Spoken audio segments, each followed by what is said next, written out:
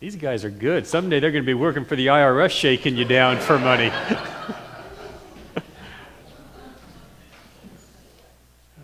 Oh, yeah, the kids can, right? The kids can go downstairs. They don't want to listen to me. Anyone else that doesn't want to listen to me, you don't have to be here. But I hope you stay.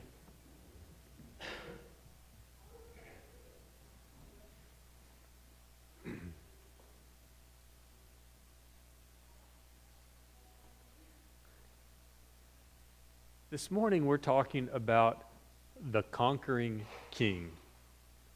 And leadership is something that we all long for in one way or another, right?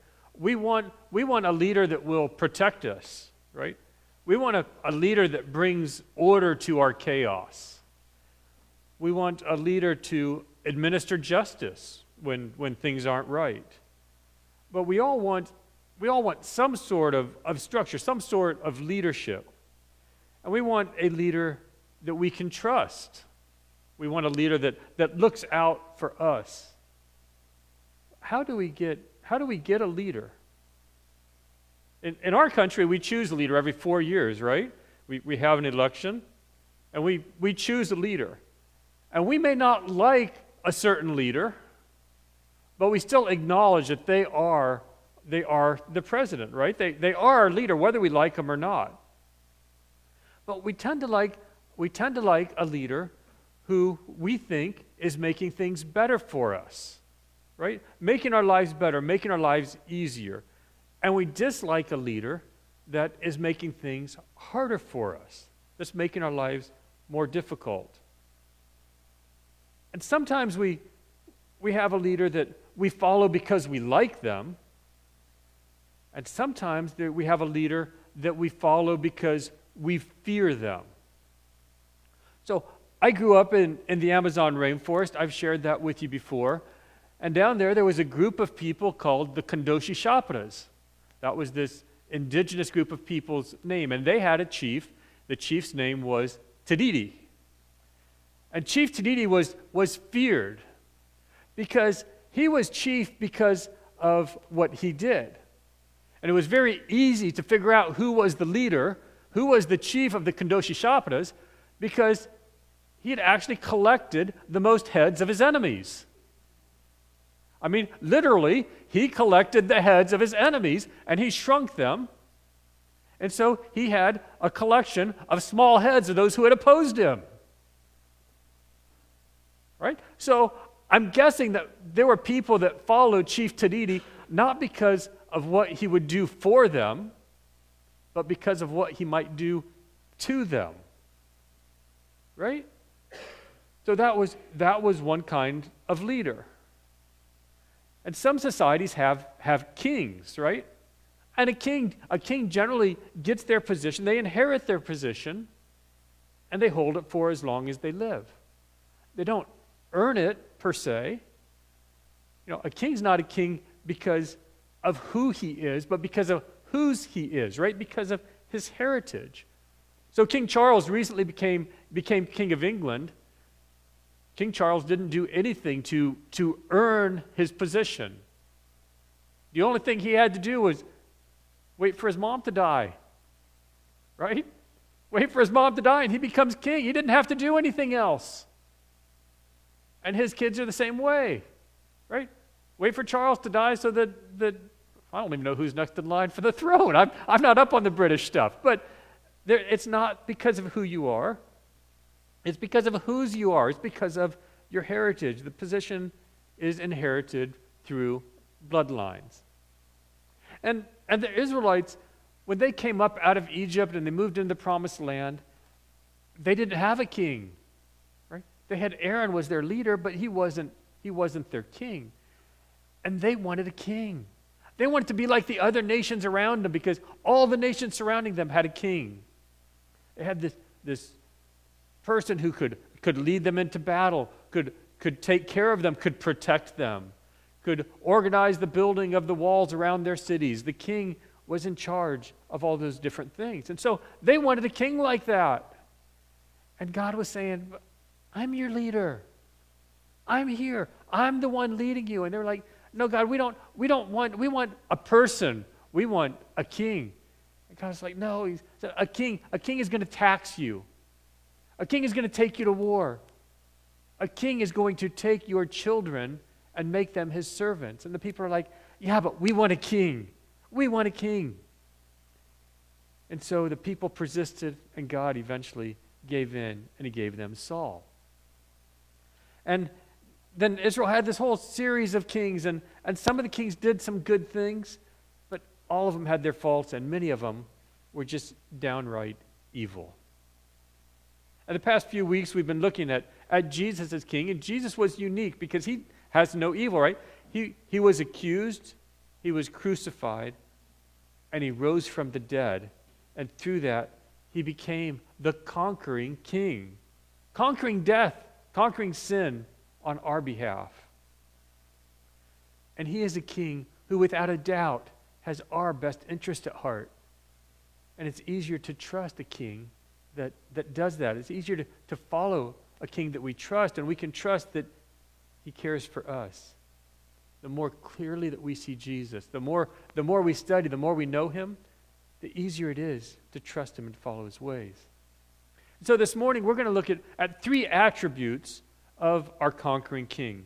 And we're going to start in the book of Hebrews. Hebrews is a very Jewish book. We don't know for sure who wrote it, but it was a person very familiar with the Jewish line of thought, with the history, and whatnot. And so the author has this good grasp on the law, on Jesus, and on the First Testament. And so Hebrews 1, 5 and 6, it says, "For to which of the angels did he ever say, 'You are my son, today I have become your father'? Or again, 'I will be his father, and he will be my son'? And again, when he brings the firstborn into the world, he says, 'Let all God's angels worship him.'" Reading this, we see this father-son relationship. We have God the Father, God the Son, who are one and who are yet different. But it's interesting to note that these are First Testament quotes. And so here, "You are my son, today I've become your father." That's a quote from Psalms 2, Psalms 2:7. "I will be his father and he will be my son," 2 Samuel 7:14. "And let all God's angels worship him."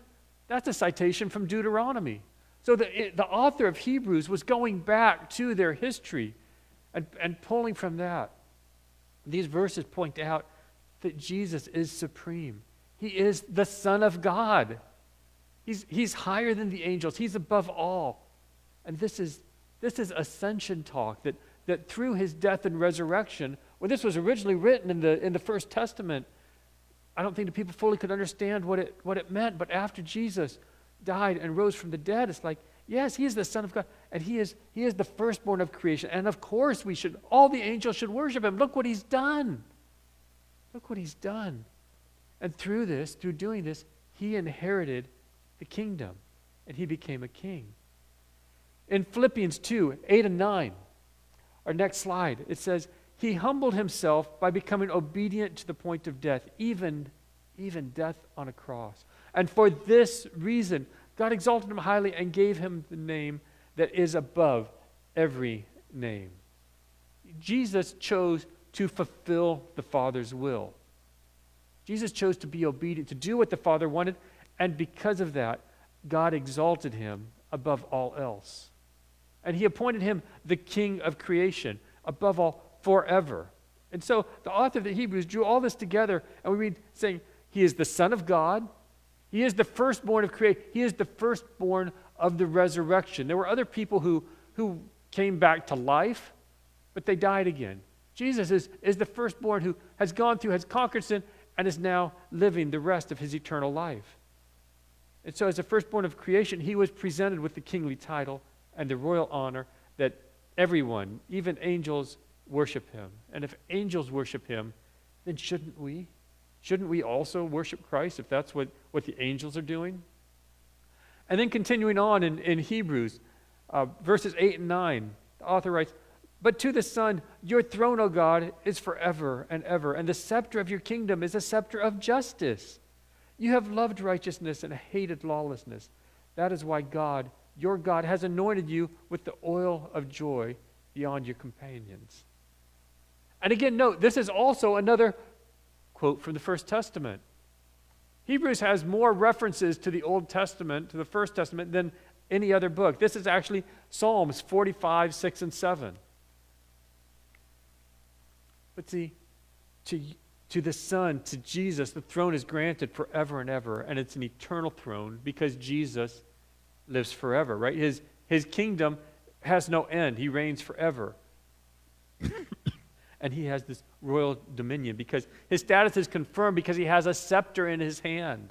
He has the scepter of justice, and his rules are consistent with that, or his rule is one of justice.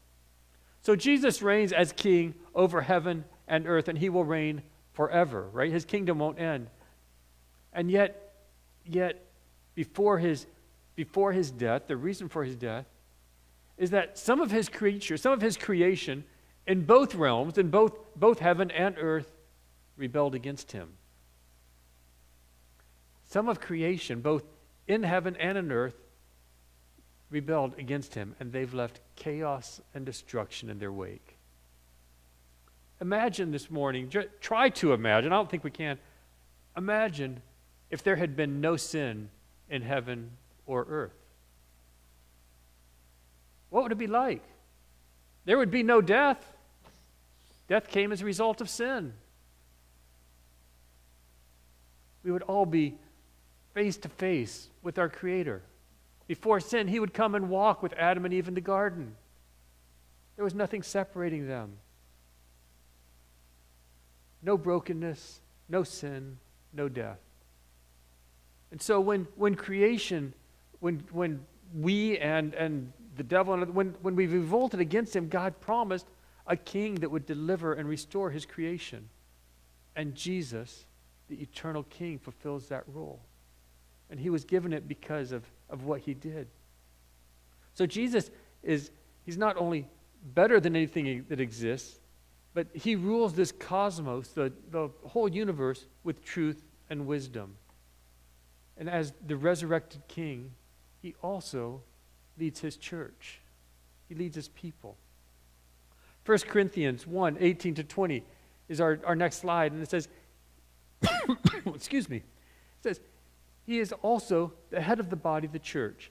He is the beginning, the firstborn from the dead, so that he might come to have first place in everything.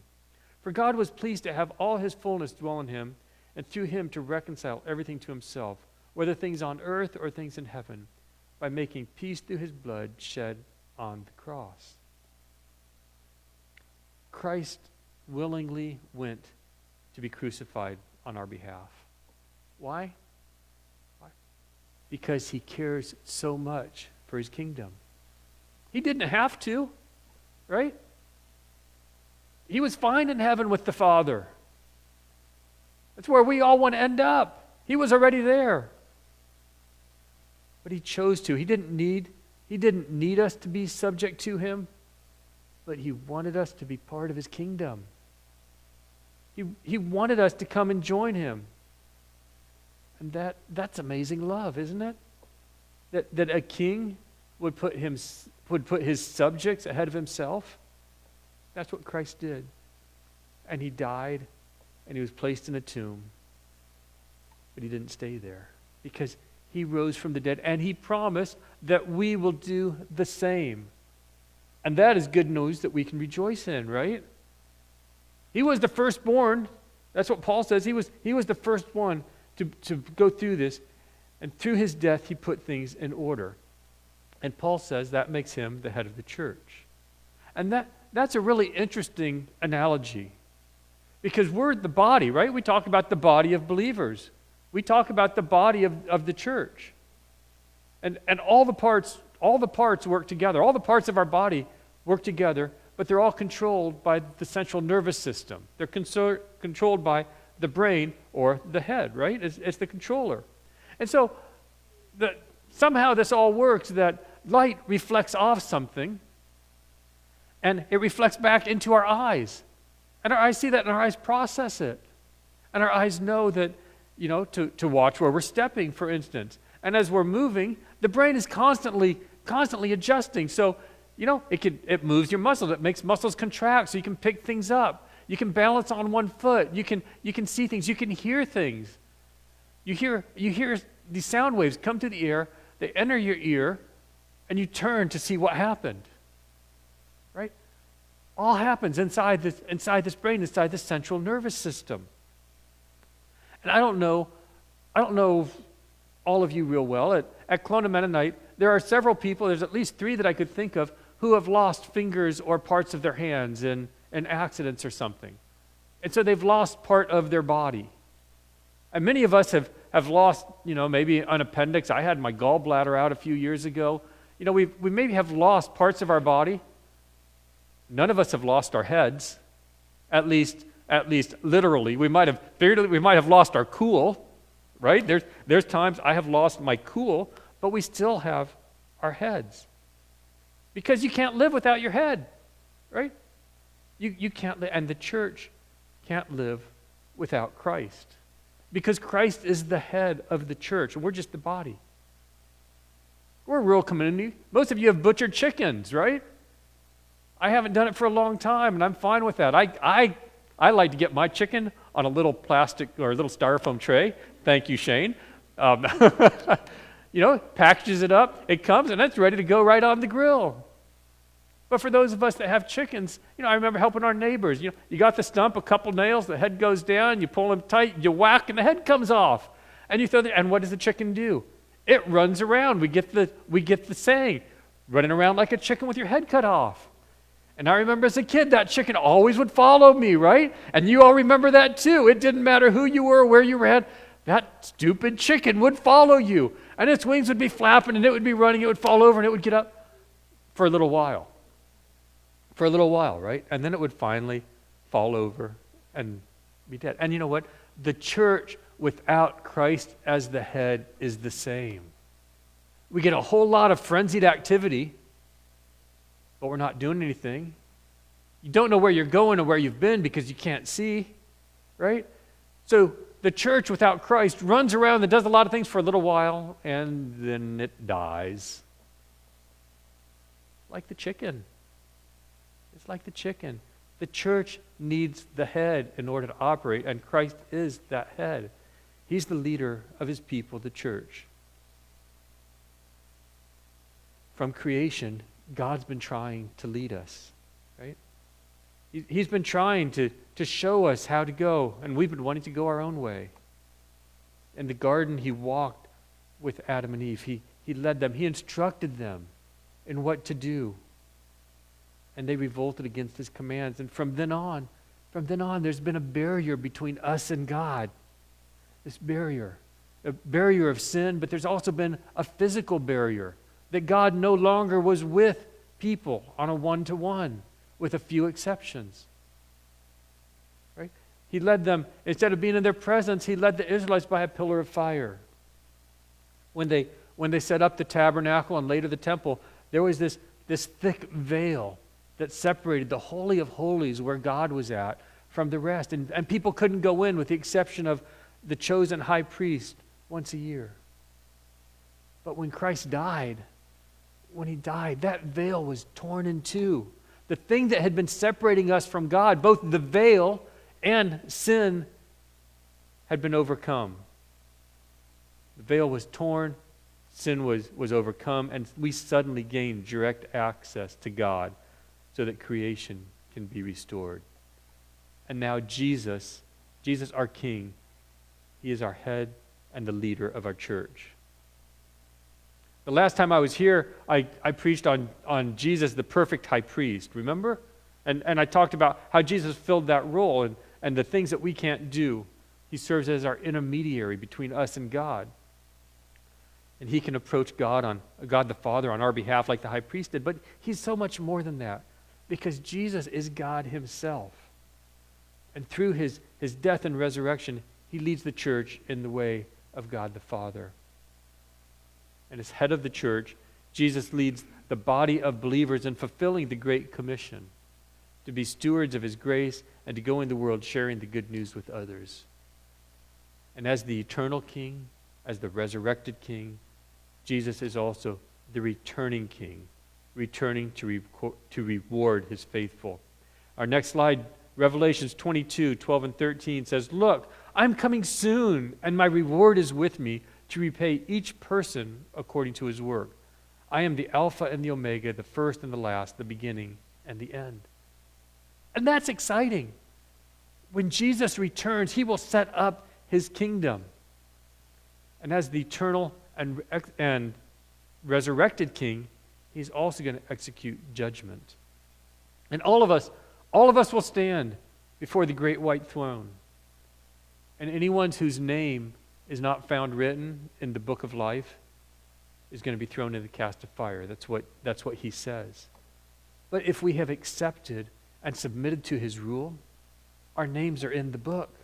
And we'll be invited into this eternal judgment, into his eternal kingdom. But there's going to be a second judgment. And it's not a judgment to see if we're worthy to be there, right? None of us are worthy, but our sins have been covered by his blood on the cross. But this second judgment is coming to reward followers for what they've done. Think of it a little bit like the Olympics, right?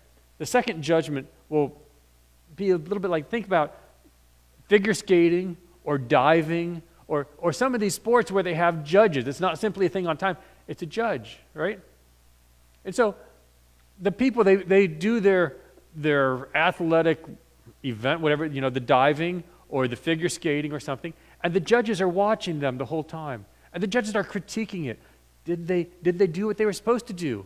Did they complete the routine like they were supposed to? Did they execute it well? Did they stumble? Did they nail the landing? Did they make a big splash when they went into the water? Or did they just go in like a knife? Right? And the judges look at that, and then they used to have little scorecards they would hold up. I don't think they do anymore. 8, 9, 9.5, 10, right? Perfect. This second judgment is going to be more like that. Christ is going to look at our lives and say, did you do what you were supposed to do? Did you do what I asked you to do? Because I want to reward you. I want to give you that 10. Right? So it's not about whether we get into heaven. It's about the rewards that Jesus says he is bringing. So Jesus, our King, is coming back, and he will judge us. He'll evaluate our kingdom work. He's paid for our sins, so that's not the issue, right? But are we doing what he asked us to do? Are we working to fulfill the Great Commission of making disciples and baptizing them and teaching them? Because that's what he told us to do. That was the last thing he told us. That's the point of the body. And I look at this and I can't think of anything that bothers me much more than the story of the rich man and Lazarus. You remember the story that Lazarus was the beggar and the rich man had all that he wanted, and he would just go past Lazarus, and Lazarus was lying at the gate. And they both died. And they were taken, and Lazarus ends up beside Abraham. And the rich man ends up in hell. And there's this chasm between them where they can't get back and forth. But the rich man can see into heaven. And he can see Lazarus beside Abraham.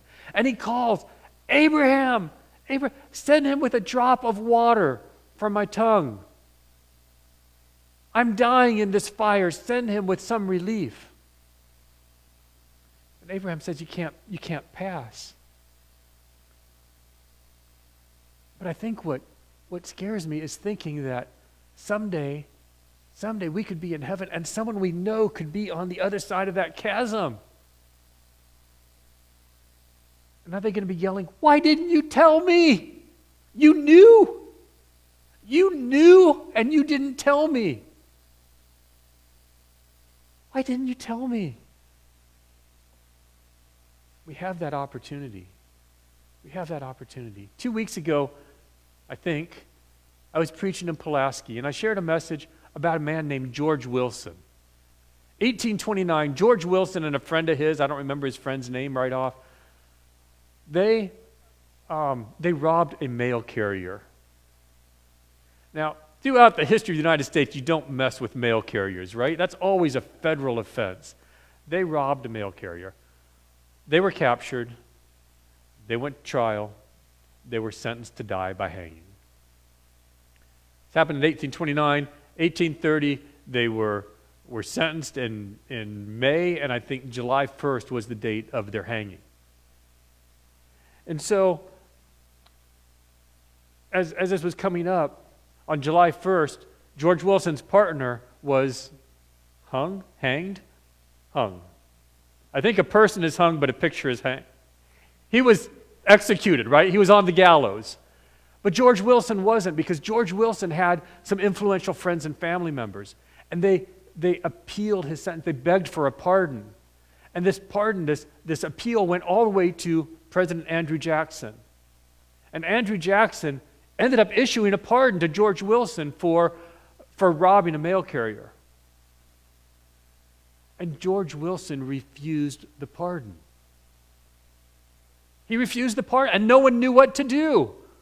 Like, how do you refuse a pardon? The president has pardoned you. You can go free. And he says, I refuse. And it went all the way back to the Supreme Court. And the Supreme Court's like, we don't know what to do. And they finally said, a pardon is not worth anything until it is accepted. Right? It has no value in the offer. The only value is in the acceptance. But I wonder what George Wilson's family was doing during this time. They had just seen his criminal, whatever. They'd seen him hung. They'd seen him hanging from a rope. And then George Wilson is there saying, I'm not accepting. They're going, you can go free. And he goes, I refuse to accept that pardon. If that was your child or your parent, what would you say? Take it!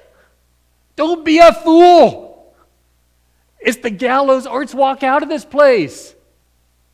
All you have to do is say, okay, take it! Take it! Right? Is that not what you'd be telling your spouse or your child if it was them?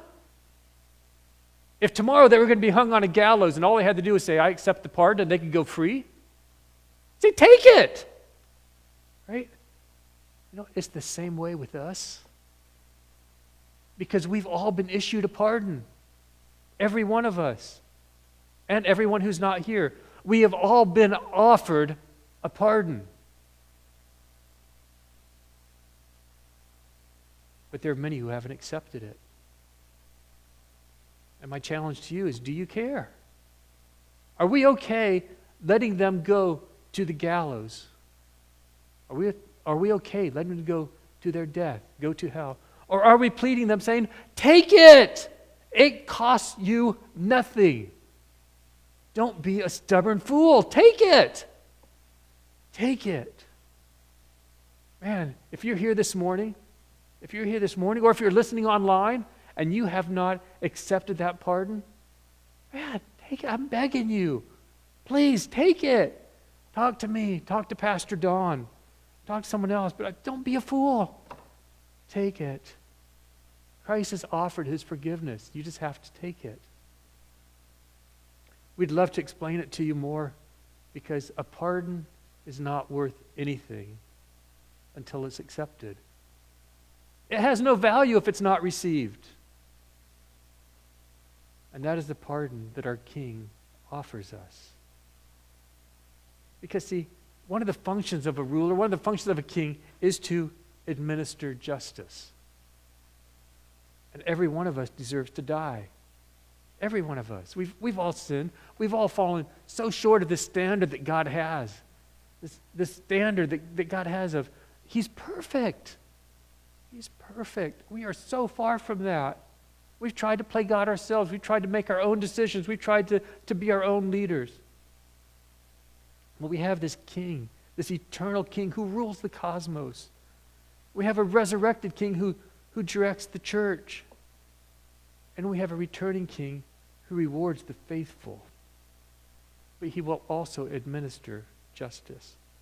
And all these kings are one king in Jesus Christ. Right? And all these things make him the conquering king. The king who will return, who has conquered death and trampled sin. And he will also return and execute judgment on those who have not accepted his pardon. His judgment is fair, right? It's just. We deserve to die.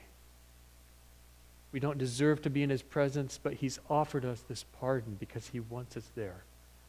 And if we receive it, if we accept it, then we'll be free from the consequences of our sin, and we'll get to spend the eternity with him. Christ, he doesn't rule through intimidation, right? He's not like Chief Tadidi. He doesn't collect the heads of his enemies and have them sitting on a shelf, right? And Christ, unlike the kings of the First Testament who did a few good things and a lot of bad things, no, Christ, King Jesus, is pure. He's faultless. And he always puts his people ahead of himself. The goal of his kingdom is not him, but everyone else that he's invited to be a part of it.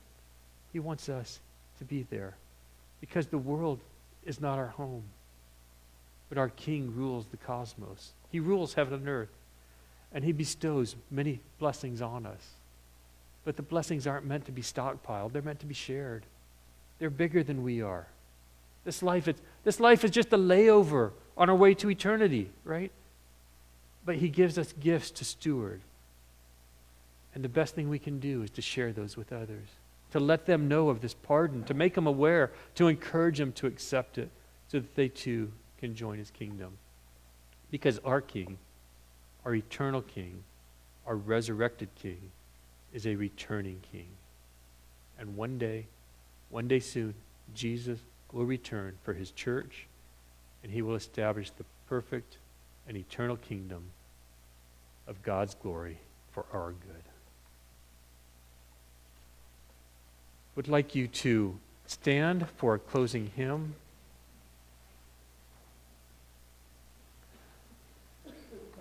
Number 580.